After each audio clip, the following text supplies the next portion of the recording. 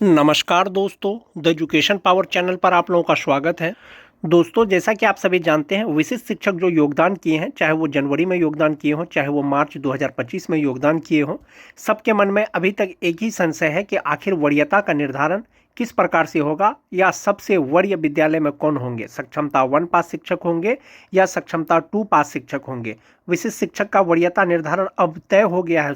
दोस्तों, विभाग ने अब स्पष्ट कर दिया है कि विशिष्ट शिक्षकों में सबसे सीनियर कौन होंगे।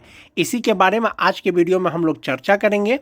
वीडियो शुरू करने से पहले एक रिक्वेस्ट है दोस्तों, जो लोग मेरे चैनल को सब्सक्राइब नहीं किए हैं, कृपया चैनल को सब्सक्राइब कर दें।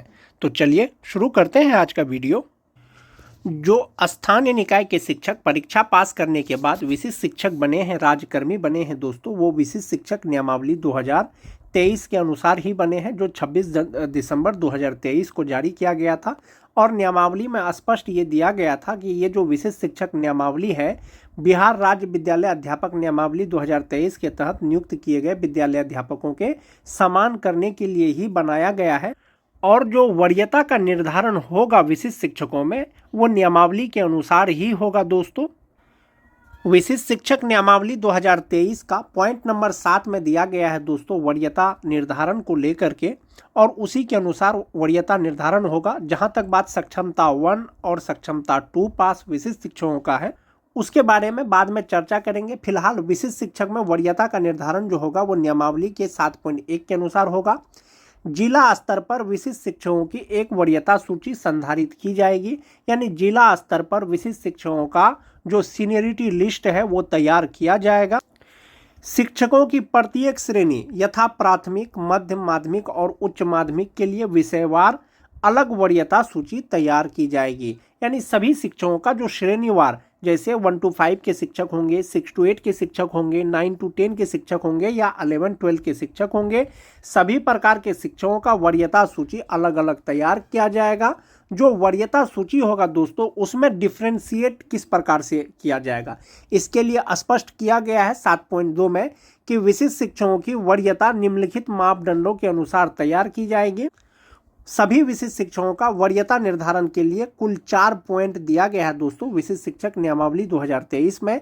इसमें पहला नंबर पॉइंट है कि स्थानीय निकाय के शिक्षक के रूप में प्रशिक्षित वेतनमान प्राप्त करने की तिथि से। दूसरा है, जहां 2 शिक्षक उपर्युक्त मापदंड क के अनुसार एक ही तिथि साझा करते हैं, उनकी जन्म तिथि वरीयता तय करने के लिए मापदंड होगी। तीसरा है दोस्तों, जहां 2 शिक्षक उपर्युक्त मापदंड ख के अनुसार एक ही तिथि साझा करते हैं, तो अंग्रेजी वर्णमाला में शिक्षक का नाम वरीयता तय करेगा। उसके बाद है दोस्तों, उपर्युक्त मापदंडों में फिट नहीं होने वाले किसी अन्य मामले का निर्णय विभाग द्वारा किया जाएगा, वो भी बाद में किया जाएगा। अब इसको स्पष्ट रूप से एक बार फिर से समझ लेते हैं दोस्तों। इसमें जैसा कि दिया गया है कि स्थानीय निकाय के शिक्षक रूप में प्रशिक्षित वेतनमान प्राप्त करने की तिथि से, यानी कब से आपको प्रशिक्षित वेतनमान मिल रहा है, चाहे वो सक्षमता 1 पास विशिष्ट शिक्षक हो, चाहे वो सक्षमता 2 पास विशिष्ट शिक्षक हो। नियमावली में अलग अलग डिफ्रेंशिएट करके कुछ भी नहीं दिया गया है दोस्तों।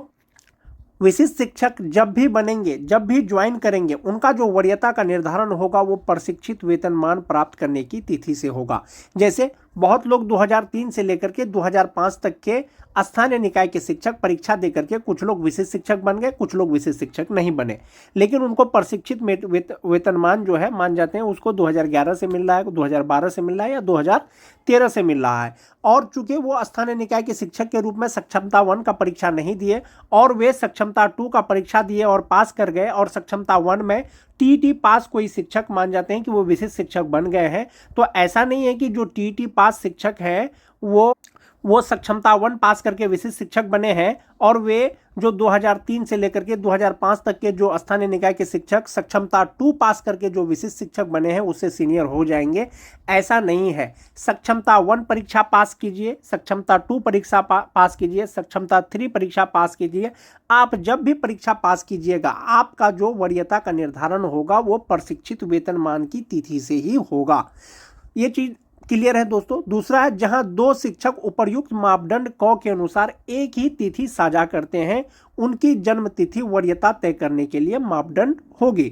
जो टीईटी पास शिक्षक हैं दोस्तों 2013 से लेकर के 2015 तक, और स्पेशल उर्दू टीईटी 2016 जिनकी बहाली अनट्रेंड के रूप में हुई थी, सभी शिक्षक का जो प्रशिक्षण पूरा हुआ है दोस्तों वो 31 मार्च 2019 तक उनका प्रशिक्षण पूरा हुआ है।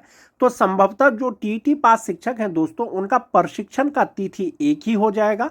ऐसी स्थिति में विशिष्ट शिक्षकों का वरीयता का निर्धारण किस प्रकार से किया जाएगा, इसके लिए दोस्तों विभाग अलग से गाइडलाइन जारी करेगा। लेकिन नियमावली के अनुसार एक चीज ये दिया गया है कि अगर प्रशिक्षण का तिथि एक ही हो तो उनका जन्म तिथि वरीयता निर्धारण में जो है ये कार्य करेगा या मापदंड करेगा। चूंकि 2, 4, 5, 6 या 100 शिक्षकों का बात नहीं है दोस्तों कि एक ही तिथि साझा करते हैं तो उनका जन्म तिथि के आधार पर वरीयता निर्धारण कर दिया जाएगा। यहाँ पर हजारों की संख्या में शिक्षक हैं दोस्तों, इसलिए एक ही तिथि अगर साझा करते हैं तो उनकी जन्म तिथि वरीयता तय करेगा।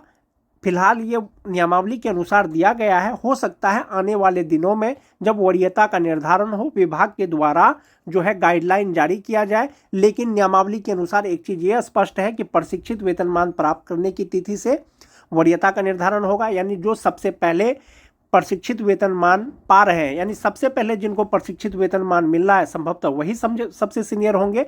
इसमें जो 2003 से लेकर के 2005 तक के शिक्षक हैं, जो 2006 के शिक्षक हैं, 2010 के शिक्षक होंगे, 2016 के शिक्षक होंगे, 2013 के होंगे, 6th फेज के होंगे, ऐसे शिक्षकों में प्रशिक्षित वेतनमान जिनको सबसे पहले मिला है वही सबसे वरीय होंगे।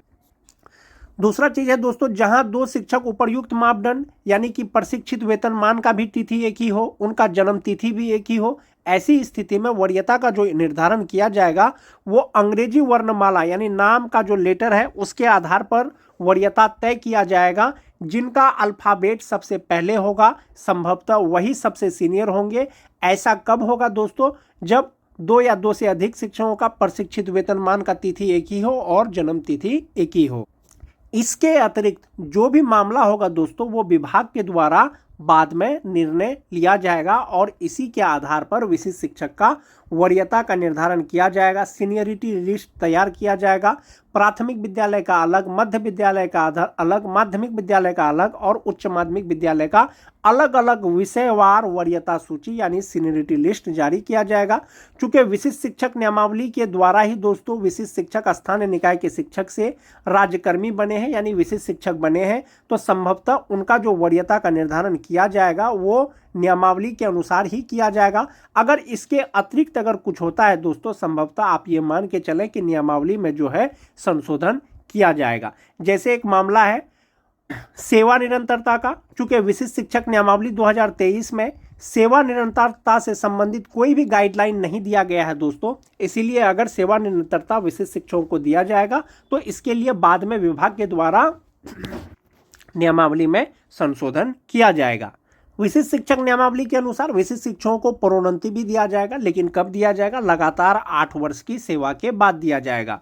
जो विशिष्ट शिक्षक जनवरी 2025 में विशिष्ट शिक्षक बने हैं 2033 जनवरी में वो प्रोन्नति पाने योग्य हो जाएंगे। यानी 1 to 5 के जो विशिष्ट शिक्षक हैं वो 6 to 8 के विशिष्ट शिक्षक के पद पर उनका पदोन्नति या प्रोन्नति किया जा सकेगा 2033 में। जो 6 to 8 के विशिष्ट शिक्षक हैं 6 to 8 के वरीय विशिष्ट शिक्षक के रूप में, जो 9-10 के विशिष्ट शिक्षक हैं 9-10 के 11-12 के विशिष्ट शिक्षक के रूप में, और जो 11-12 के विशिष्ट शिक्षक हैं वो 11-12 के विशिष्ट शिक्षक के वरीय के रूप में उनका प्रोन्नति किया जा सकेगा, लेकिन 8 वर्ष के लगातार सेवा के बाद। जो जनवरी में ज्वाइन किए हैं उनका प्रोन्नति जनवरी 2033 के बाद किया जाएगा।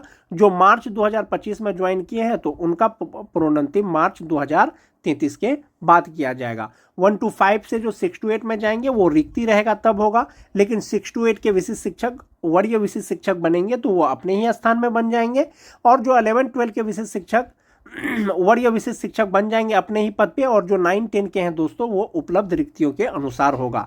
और प्रोन्नति पाने के लिए जो एसेंशियल क्वालिफिकेशन है दोस्तों वो होना चाहिए।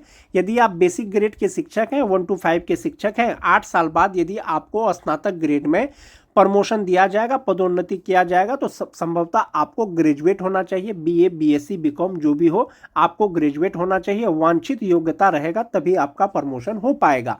और जो 6 to 8 के विशिष्ट शिक्षक हैं दोस्तों, इसका भी क्वालिफिकेशन जो एसेंशियल क्वालिफिकेशन है वो होना चाहिए, तभी आप विशिष्ट शिक्षक बन पाएंगे। वरीय विशिष्ट शिक्षक जो 9-10 के विशिष्ट शिक्षक हैं, उनका जो 11-12 में जो उनका प्रमोशन किया जाएगा तो योग्यता के आधार पर किया जाएगा और उपलब्ध रिक्तियों के अनुसार किया जाएगा।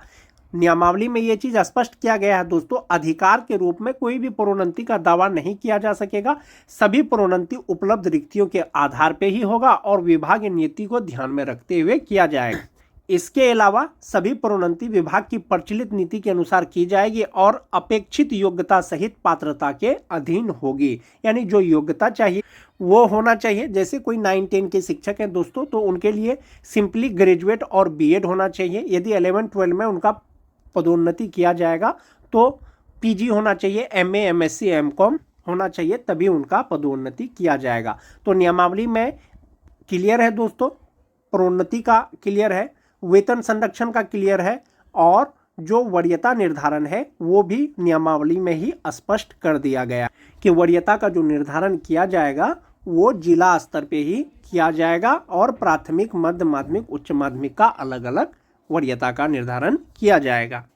विभाग ने 2024 में ही दोस्तों माननीय शिक्षा मंत्री के द्वारा एक सवाल का जवाब दिया गया, जिसमें ये चीज़ क्लियर कर दिया गया था 20 नवंबर 2024 को ही कि जो राज्यकर्मी होंगे, जो विद्यालय अध्यापक होंगे या विशिष्ट शिक्षक होंगे, वे स्थानीय निकाय के शिक्षक से हमेशा वरीय ही होंगे, क्योंकि विद्यालय अध्यापक और विशिष्ट शिक्षक का जो श्रेणी है वो राज्यकर्मी का श्रेणी है, जबकि स्थानीय निकाय के शिक्षक का जो श्रेणी है वो पंचायती राज अंतर्गत आते हैं। इसीलिए जो राज्यकर्मी है वे स्थानीय निकाय के शिक्षक से यानी नियोजित शिक्षक से राज्यकर्मी वरीय होंगे, ये चीज़ स्पष्ट कर दिया गया था। तो स्थानीय निकाय के शिक्षकों से विद्यालय अध्यापक और विशिष्ट शिक्षक वरीय होंगे। और जहां तक बात विशिष्ट शिक्षकों में वरीयता निर्धारण का है दोस्तों, जैसा कि मैंने आपको पहले बताया कि सक्षमता 1, सक्षमता 2, सक्षमता 3 करके कोई भी चीज़ नियमावली में स्पष्ट नहीं है। संभवतः जो प्रशिक्षित वेतनमान प्राप्त करने की तिथि है उसी के अनुसार वरीयता का निर्धारण होगा। चाहे तो आप सक्षमता 1 पास करके विशिष्ट शिक्षक बनिए, चाहे सक्षमता 2 परीक्षा पास करने के बाद विशिष्ट शिक्षक बनिए, चाहे तो सक्षमता 3 परीक्षा पास करने के बाद आप विशिष्ट शिक्षक बनिए। आप जो वरीय होंगे या आपका जो वरीयता का निर्धारण किया जाएगा वो प्रशिक्षित वेतनमान की तिथि से ही किया जाएगा। जहाँ तक बात दोस्तों मूल वेतन के आधार पर सीनियरिटी जूनियरिटी का है, वरीय और कनिष्ठ का है, जिनका मूल वेतन ज़्यादा होगा संभवतः वो सीनियर होंगे या वो वरीय होंगे। तो जैसा कि आप देख पा रहे होंगे 2003 से लेकर के 2022 तक बहाल जो नियोजित शिक्षक, विशिष्ट शिक्षक बने हैं उनका मूल वेतन जैसा कि देख सकते हैं, जो 2003 से लेकर के 2005 तक है उनका मूल वेतन 31,667, उसके बाद 2006 का, उसके बाद 2010 का। जो मेन पॉइंट है दोस्तों, बेसिक ग्रेड जो टेट वाले हैं 2013 से 2015 तक, उन सभी का मूल वेतन 27,330 रुपया रहने की संभावना है। वहाँ पर जो डिफ्रेंशिएट किया जाएगा दोस्तों, वरीयता का निर्धारण किया जाएगा प्रशिक्षित वेतन मान के आधार पर किया जाएगा, लेकिन प्रशिक्षण की तिथि भी बहुत लोगों का जो है 31/3/2019 ही है। तो नाम का अल्फ़ाबेट पे उसका निर्धारण करेंगे, चूँकि बहुत सी संख्या में ऐसे शिक्षक हैं दोस्तों जिनका प्रशिक्षण का तिथि एक, इस पर निर्णय विभाग के द्वारा अलग से लिया जाएगा। टेट के बाद दोस्तों जो 2022 के बेसिक ग्रेड के शिक्षक हैं, जो विशिष्ट शिक्षक बने हैं, उनका मूल वेतन 25,000 रुपया होगा। तो इसके आधार पर जो है वरीयता का निर्धारण किया जा सकेगा मूल वेतन के आधार पर। आज के वीडियो में दोस्तों बस इतना ही। वीडियो अगर अच्छी लगे तो अपने दोस्तों में लाइक और शेयर जरूर कर दें। मिलते हैं एक नए वीडियो के साथ, तब तक के लिए धन्यवाद।